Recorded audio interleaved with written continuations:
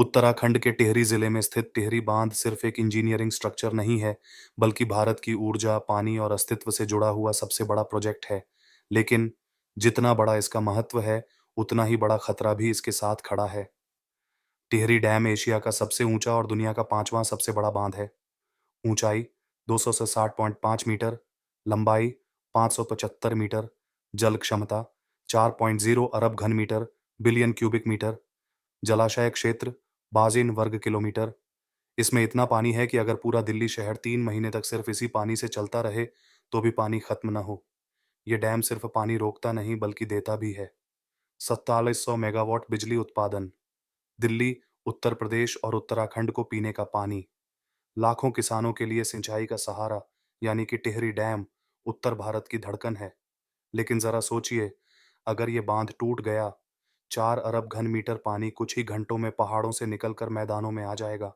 शुरुआती लहर की ऊंचाई होगी 260 मीटर से भी ज्यादा, यानी कुतुब मीनार से 3 गुना ऊंची दीवार जैसी लहर।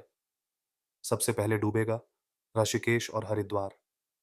ऋषिकेश में पानी की ऊंचाई 60-70 फीट तक। हरिद्वार, पूरा शहर पानी के नीचे, गंगा आरती स्थल बह जाएगा।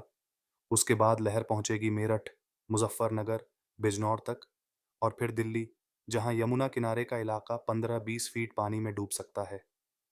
आंकड़ों के अनुसार अगर टिहरी बांध टूटता है, करीब 4 करोड़ लोग सीधे प्रभावित होंगे। लाखों घर, खेत और उद्योग बर्बाद। दिल्ली एनसीआर की आधी आबादी पीने के पानी से वंचित, और भारत की बिजली का 10% हिस्सा तुरंत गायब। इसका असर सिर्फ उत्तर भारत तक सीमित नहीं होगा। गंगा का प्रवाह इतना बिगड़ेगा कि बिहार और बंगाल तक बाढ़ आ जाएगी। वैज्ञानिक मानते हैं कि अगर टिहरी डैम टूटे तो ये भारत की सबसे बड़ी मानव निर्मित आपदा होगी, न्यूक्लियर डिजास्टर से भी बड़ा खतरा। लेकिन घबराइए मत, टिहरी डैम को 8 रिक्टर स्केल तक का भूकंप झेलने लायक बनाया गया है। दुनिया के बेस्ट इंजीनियरिंग माइंड्स ने इसे डिजाइन किया है।